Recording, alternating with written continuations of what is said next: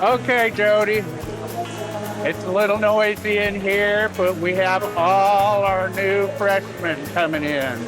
And you actually came into a raving applause. Yeah. So tell me about the new ninth grade orientation.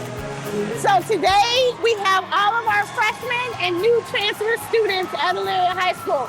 Our Link Crew leaders have worked with their advisors to get this day ready. So as you can see, the energy is high, the vibe is high, it's very positive.